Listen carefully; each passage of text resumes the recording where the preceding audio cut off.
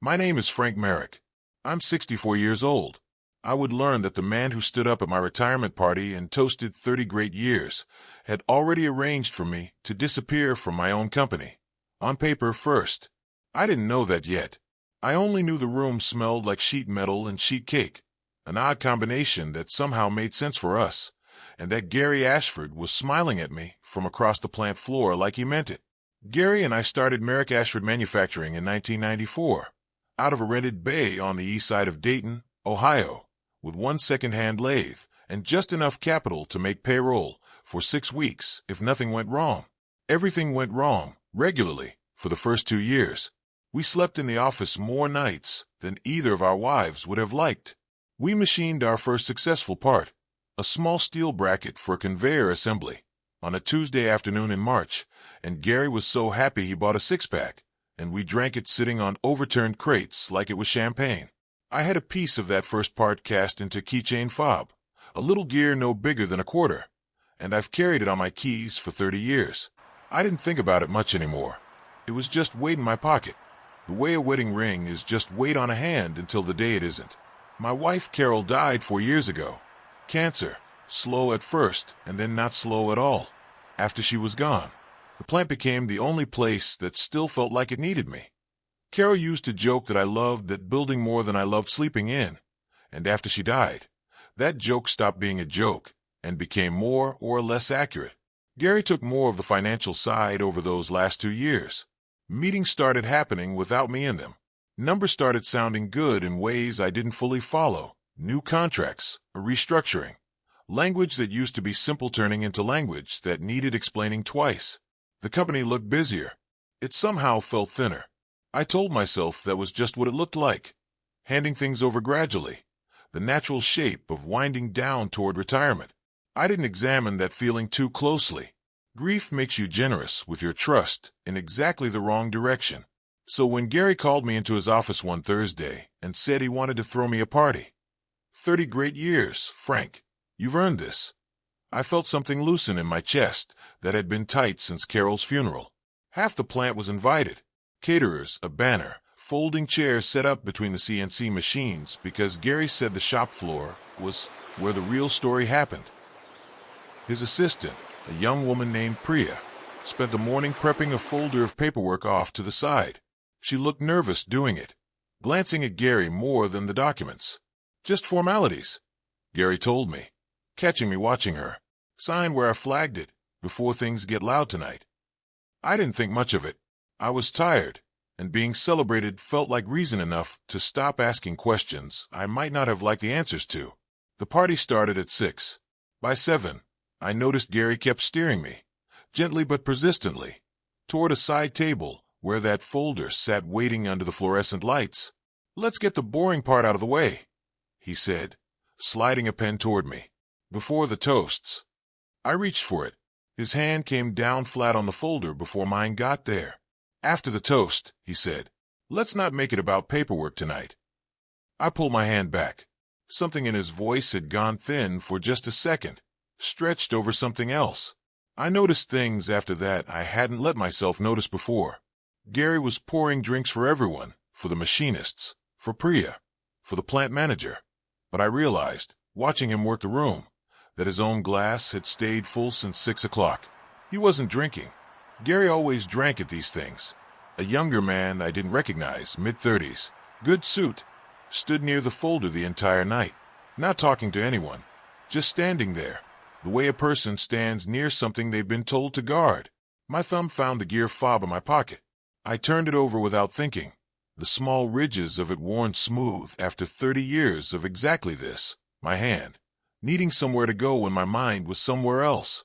My phone buzzed in my jacket a few minutes before the toasts were supposed to start. I almost let it go to voicemail. I'm glad I didn't. "Mr. Merrick, it's Denise.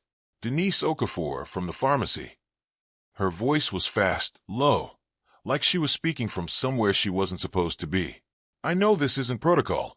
I know I shouldn't be calling you directly, but something's wrong and I couldn't sit on it." I stepped out into the hallway by the restrooms, the noise of the party dropping behind a closed door. "What is it, Denise?" "A prescription was filled under your name this afternoon." Don't appeasal. She paused, like she needed a second to say the rest of it right. It's an Alzheimer's medication, Mr. Merrick. You've never been prescribed it. I checked your chart 3 times before I called. I stood very still. I had never taken that pill. Someone called it in under your insurance, using your doctor's name on the authorization, Denise said. I flagged it, and I almost let it go through the normal channel. But then I thought about my father. She told me quickly, her voice tightening as she went, that her father had been eased out of his own hardware store years ago, quietly, after someone built a paper trail suggesting he wasn't of sound mind anymore. Denise had been young. She'd watched it happen from the sidelines and said nothing, and she'd spent years regretting that silence. I'm not doing that again, she said. Mr. Merrick, someone is building a file on you. And it isn't a medical file. It's a case. I thanked her. I don't remember exactly what I said. I remember the hallway carpet, an ugly maroon, and the sound of Gary's laugh carrying faintly through the door behind me. I didn't go back in and confront him. Some old instinct, the same one that used to tell me not to sign a supplier contract on the first read, told me to move slow and move quiet instead. I called my attorney, Marion Castellano, from the parking lot, keeping my voice low between 2 parked trucks. She picked up on the second ring, which told me she heard something in my voicemail message that worried her too. Don't sign anything tonight, she said. I don't care what he tells you. I'll meet you at my office at 8 tomorrow morning. Before I went back inside, I walked past the side table one more time. Priya had stepped away for a moment, and the folder sat there, unattended, its cover visible under the fluorescent light. I took out my phone and photographed it, just the cover page, just enough, and slid the phone back into my pocket before anyone saw. Then I told Priya, pleasantly, that I'd rather review the paperwork with fresh eyes in the morning, when I could give it the attention 30 years deserved. She blinked, glanced toward Gary across the room, and said that was fine, of course, whatever I needed. I told no one else that night. Not my daughter. Not a single person in that room full of people drinking to my honor. I went back inside, found my seat, and closed my hand around the gear fob in my pocket until the worn steel edges bit into my palm. Gary raised his glass a few minutes later. The room went quiet. He looked right at me, smiling the same smile he'd had the day we drank warm beer off overturned crates in 1994. To Frank, he said, 30 great years. I raised my glass too, and I smiled back, and I had no idea yet how much of what he was toasting to had never actually happened the way he said it had. I had no idea yet how much of what he was toasting to had never actually happened the way he said it had. I found out fast. Marion was waiting for me at 8 the next morning with 2 coffees, and a look on her face I didn't like. She'd blown the photo of the folder cover up on her monitor, and she turned the screen toward me before I'd even sat down. This is a trust amendment, she said. The signature line has your name on it. Frank, did you attend a meeting on March 4th? I hadn't. I'd been at a dentist appointment that day, a fact I only remembered because I still had the reminder card in my wallet. Then someone signed this for you, Marion said, or signed it to look enough like you that nobody in a hurry would ask twice. My stomach dropped in a way I hadn't felt since the morning Carol's oncologist called before we'd even made it home from the hospital. Gary called me twice that afternoon. Just checking in, he said the first time, his voice pitched too high, too fast, nothing like the man who'd raised a glass to me 12 hours earlier. The second call, an hour later, had an edge to it I'd never heard from him in 30 years. You didn't sign, he said. Frank, we talked about this. The paperwork needs to close by Friday. I'll look at it with Marion, I told him, same as I told Priya. Silence on the line, long enough that I almost thought the call had dropped. You're overcomplicating a formality, Gary said finally, and hung up before I could answer. That evening, Doreen, our bookkeeper of 22 years, called me at home. Not about the trust. She didn't seem to know anything about that. Just a nervous, offhand comment about payroll almost not clearing last month. I figured Gary must have told you, she said. He said it was a timing issue with the bank. I hadn't heard a word about it. I lay awake most of that night with the gear fob sitting on my nightstand, turning it over in the lamplight until Marion called again the next morning with the rest of it. The company was bankrupt. Not newly bankrupt. Bankrupt for well over a year. Its accounts drained slower and quieter than a leak in a roof you don't notice until the ceiling gives. Marion had pulled what public filings she could overnight, and none of them matched what Gary had told the two of us in the meetings I had attended. The trust amendment wasn't a formality. It was designed to shift the company's liabilities onto a version of me that didn't exist. A Frank Merrick already sliding into incapacity, unfit to manage his own affairs, no longer able to object to whatever came next. The Donepezil prescription wasn't a mistake. It was the first page of a file meant to make that version of me look real on paper. Before anyone thought to ask the man himself, I sat with that for a long moment. Just sat. Then I called Denise. I need you to keep every record you have. I told her. Everything. Please. She already had. Gary showed up at my house that Thursday evening, unannounced, folder under his arm, the same folder from the party. I watched him come up the walk from the front window, and by the time he knocked, I already had the pharmacy printout in my hand. I opened the door before he could say anything. Frank, he started, let's just sit down and... I held the printout up between us. I never took this pill, Gary. His face did something I'd never seen it do in 30 years. It went still, and then it went pale. The kind of pale that happens right before a person decides whether to keep lying or stop. He chose to keep lying. For a little while longer. Police got involved within the week, once Marion filed the complaint. Detective Reyes, a calm, unhurried man from the Dayton Fraud Unit, brought Gary in for questioning on a Tuesday, and I sat in Marion's office 2 buildings away while she got the transcript later that day. Gary told Reyes the trust amendment was standard restructuring language, that the pharmacy issue was an insurance mix-up, that 30 years of partnership ought to count for something in a room like this. Reyes didn't raise his voice.